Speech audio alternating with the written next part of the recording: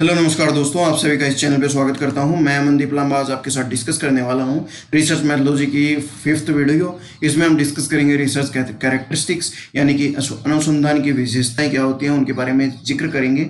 और आप सभी इस वीडियो को लास्ट तक जरूर देखें ताकि आपको बेटर अंडरस्टैंडिंग हो सके।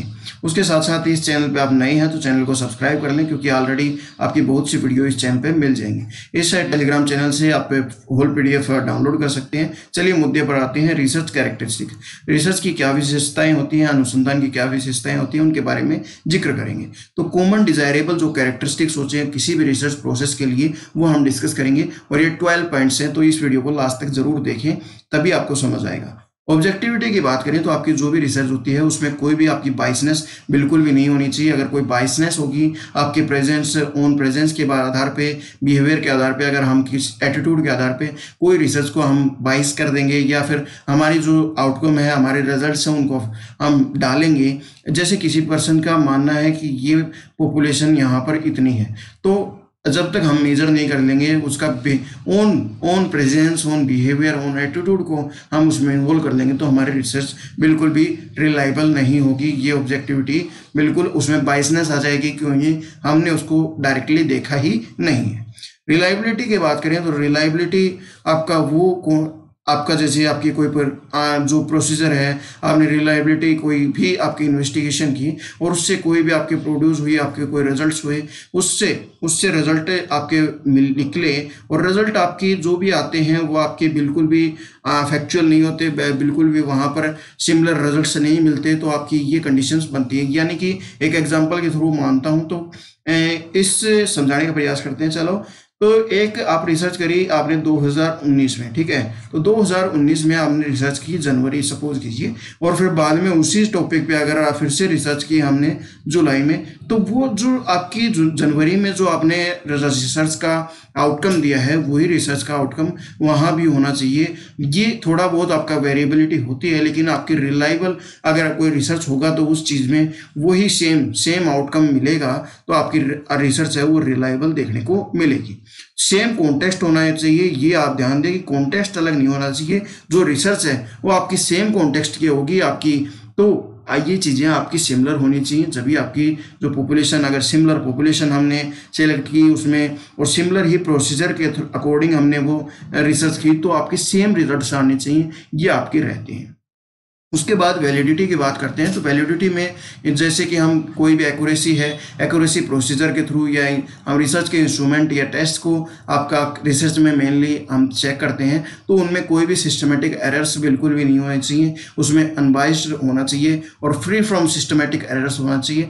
तो अगर से कोई भी एरर होता है, आपकी वैलिडिटी नहीं होती, तो आपकी रिसर्च है वो रॉन्ग डायरेक्शन में चली जाएगी। उसका जो आप करने का प्रयास कर रहे हैं वो रिसर्च का बिल्कुल भी वो डायरेक्शन में नहीं जा पाएगी, राइट। एक्यूरेसी की बात करते हैं तो एक्यूरेसी वो चीज़ होती है जिसमें हम रिसर्च का प्रोसेस का काम करते हैं, इंस्ट्रूमेंटेज का यूज़ करते हैं, टूल्स का यूज़ करते हैं किसी भी रिसर्च को काम करने के लिए। तो वो चीज़ें, वो टूल्स होते हैं वो आपके बेस्ट होने चाहिए, बेस्ट मैनर में होने चाहिए, और बेस्ट रिसर्च प्रोसीजर के थ्रू होने चाहिए। अगर वो आपकी जो रिसर्च प्रॉब्लम है, रिसर्च प्रॉब्लम के आधार पे कोई रिसर्च प्रोसीजर है, रिसर्च का कोई भी टूल हम यूज़ कर रहे हैं, तो वो आपकी इंप्रूव कर देगी आपकी रिसर्च की एक्यूरेसी। तो हमेशा हमें बेस्ट डाटा टूल्स को यूज़ करना चाहिए, ताकि हमारी जो रिसर्च है उसको नेक्स्ट लेवल पर हम ले जा पाएँ। क्रेडिटेबिलिटी की बात करें तो हम जो आपका बेस्ट हम सोर्सेज यूज़ कर रहे हैं आपकी इंफॉर्मेशन कलेक्ट करने के लिए, बेस्ट प्रोसीजर हम रिसर्च को देख रहे हैं, तो आपकी ये चीज़ें आपकी मिलती हैं। जैसे कि एग्जांपल की बात करें तो आपका जो सेकेंडरी डाटा है वो आपका टाइम को सेव करता है, उसके साथ साथ आपकी कॉस्ट को भी सेव करता है। अगर आपका जो अगर secondary data, reliable secondary data आपको मिल रहा है प्राइमरी डाटा के अपोजिट, जैसे कि आपका सेंसस की बात करें तो सेंसस का डाटा अगर आपको मिल रहा है और वही काम कर रहे हैं, तो आप उसको साथ जा सकते हैं, क्योंकि वो एक तरीके से ऑथेंटिक होता है, उससे आपकी कोई भी रिसर्च में कोई प्रॉब्लम नहीं होगी। अगर हम कोई डाटा आपका फेक डाटा ले लेते हैं, तो फेक डाटा से हमारी जो रिसर्च है उसके आउटकम्स आपके बहुत ज़्यादा एक तरीके से डिक्रीज हो जाएंगे, हमारी क्रेडिटेबिलिटी आपकी डिक्रीज हो जाएगी। तो ये आप ध्यान दें कि एक्यूरेट डाटा ही यूज़ करें, इससे आपकी जो रिसर्च है वो आपकी हाई जो जर्नल होते हैं, रेपुटेड जर्नल होते हैं, उनमें आपका वर्क है वो पब्लिश हो सकते हैं।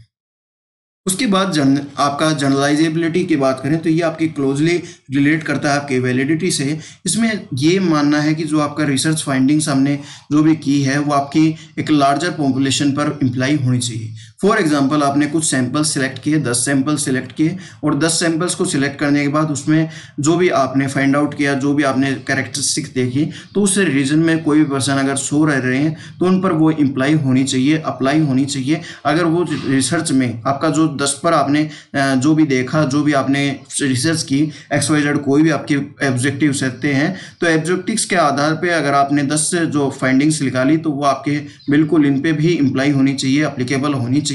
इससे आपकी जो जनरलाइजेबिलिटी आपकी इंक्रीज होगी। इंपेरिकल रिसर्च की बात करें तो ये इंपेरिकल रिसर्च होते हैं, बेस्ड होते हैं रियल लाइफ एक्सपीरियंस, जैसे कि डायरेक्ट एक्सपीरियंस हम करने जा रहे हैं, ऑब्जर्वेशन करने जा रहे हैं। आप रिसर्चर हैं तो आप खुद उसको एक्सपीरियंस करने जा रहे हैं, तो ये इंपेरिकल रिसर्च का काम होता है। फॉर एग्जाम्पल अगर बात करें तो आपके क्वेश्चनरी इसका बहुत ही अच्छा एग्जाम्पल ले सकते हैं। तो क्वेश्चनरी जब आप भरने जाते हैं, जब भी फिल करने जाते हैं, तो आपको रियल जो सिचुएशंस हैं उनको पता लगता है, उनका पता लगता है, आप कंसंट्रेट करते हैं उस डाटा पे, और जो भी आपके एक्सटर्नल वैलिडिटी या रिजल्ट्स होते हैं वो आपको प्रोवाइड हो जाते हैं, उस चीज़ का पता लग जाता है, रियल लाइफ एक्सपीरियंसेस हो जाते हैं। तो हमारी रिसर्च में ये जरूर होना चाहिए। सिस्टमेटिक की बात करें तो सिस्टमेटिक एक वो जरिया है जिसके हमारी जो रिसर्च है वो आपकी इफेक्टिवनेस है वो बहुत ही ज़्यादा इंक्रीज हो जाती है। तो आपकी जो रिसर्च की आपने वो हर एक स्टेप को आप फॉलो करें उसके अंदर, और पीरियड के अकॉर्डिंग ही हम टेस्ट करें, सभी चीज़ें टाइम पर करें काम, और टाइम पर करने के बाद आपके उस जो रिसर्च में अगर सूटेबल यूज़ करेंगे तो आपकी जो रिसर्च है वो सिस्टमेटिक होगी। अगर आपका सिस्टमेटिक एक तरीके से काम होगा तो आपकी आप रिसर्च कैसे करेंगे, सभी चीज़ें आपकी प्री जज्ड होंगी, पहले से आपको पता होगा कि क्या मुझे करना है, तो उससे आपकी जो रिसर्च है उसकी इफेक्टिवनेस बहुत ज़्यादा हो जाएगी, राइट। फिर बाद में आपके कंट्रोल फैक्टर होते हैं, जैसे कि आपका कोई रियल लाइफ एक्सपीरियंसेस है, जैसे कि आपके कोई फैक्टर, आपके बहुत से फैक्टर हैं और वो एक फैक्टर आपके जो भी आपके आउटकम्स हैं उनको अफेक्ट कर रहा है, तो ये चीज़ें आपकी मिलती हैं। जैसे कि अगर बात करें तो आपका कोई भी वेरियस फैक्टर्स हैं जैसे कि आपने लिए, और कोई भी आपका एक फैक्टर आपका आउटकम को आपका इफेक्ट कर रहा है, उस चीज़ को एक तरीके से प्रॉब्लम कर रहा है, तो उस कंट्रोल फैक्टर को हम वहाँ पर टेस्ट आपका करेंगे और पॉसिबल आउटकम्स को देखेंगे कि रियली में ये चीज़ आपकी मिलती है या नहीं मिलती। अगर वो इफेक्ट करता है तो आप उसको देख सकते हैं अपने कन्वीनियंस के हिसाब से। तो आपकी साइक्लिक जो रिसर्च होती है, मैं शुरुआत से जब ये सीरीज स्टार्ट की थी उस दिन से मैं कह रहा हूँ साइक्लिक इन प्रोसेस होती है आपकी, क्योंकि जब भी आप स्टार्ट करते हैं तो एक प्रॉब्लम के साथ करते हैं, और जब एंड करते हैं तो भी आप एक प्रॉब्लम के साथ करते हैं। कोई भी रिसर्च 100% आपकी श्योरिटी पर नहीं होती। कोई भी काम आप कर रहे हैं उसमें ऐसा नहीं कि सभी चीज़ें आप कवर कर देंगे, क्योंकि स्पेयर्स आपके बहुत से होते हैं रिसर्च के, तो ये आप ध्यान दें कि स्पेयर्स बहुत से होते हैं। तो आपकी रिसर्च है वो स्टार्ट भी प्रॉब्लम से होगी और एंड भी आपके प्रॉब्लम से होगी। आपकी सजेशंस में आप देख सकते हैं कि मैंने ये काम नहीं किया, लेकिन आप इस पर देख सकते हैं, तो ये चीज़ें मिलती हैं।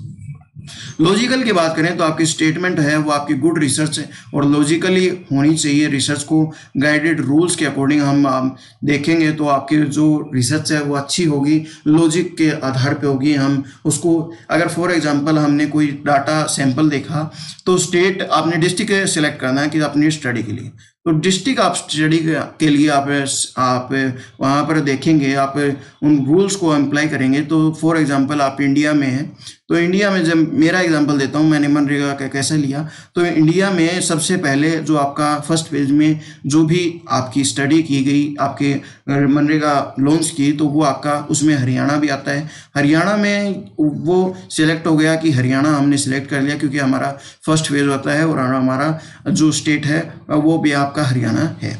फिर बाद में आपका डिस्ट्रिक्ट की बात आती है, तो डिस्ट्रिक्ट आपके 2 डिस्ट्रिक्ट वहाँ पर मनरेगा में लॉन्च की गई, तो 2 डिस्ट्रिक्ट में एक डिस्ट्रिक्ट हमने सेलेक्ट किया। तो डिस्ट्रिक्ट जो मैंने सेलेक्ट किया, जैसे कि महेंद्रगढ़ डिस्ट्रिक्ट मैंने सेलेक्ट किया, तो जो वो डिस्ट्रिक्ट आपके किसके आधार पे सेलेक्ट किया, तो मैंने आपके वहाँ पर बीपीएल पॉपुलेशन है वो आपकी ज़्यादा है, वहाँ पर बैकवर्ड दोनों ही रीजन्स है, लेकिन आपका ये जो सिरसा और आपके महेंद्रगढ़ में उस समय हुई तो उसके आधार पर बीपीएल पॉपुलेशन ज़्यादा थी, वहाँ पर बैकवर्ड थी, आपके बैकवर्ड लिस्ट में भी थी। तो सभी चीज़ें देख कर और मैंने ये स्टडी आपकी सीरीज में ली। तो ये लॉजिकली हर एक चीज़ को हम देखने का प्रयास करते हैं। जो भी आपकी रिप्लिकेबल होती हैं आपकी रिसर्च, उसमें रिजल्ट्स हैं वो आपकी वेरीफाइड होने चाहिए। आपके जो स्टडी है उसमें कोई भी साउंड बेसिस कोई डिसीजंस नहीं होने चाहिए। कोई भी अपने आधार पे खुद की जजमेंट बिल्कुल भी ना करें। अपनी रिसर्च को अगर नेक्स्ट लेवल पर लेकर जाना है, जो भी चीज़ें वहाँ से आती हैं, जो भी आपके वहाँ पर फील करते हैं, वो चीज़ें आपको इम्प्लीमेंट करनी चाहिए।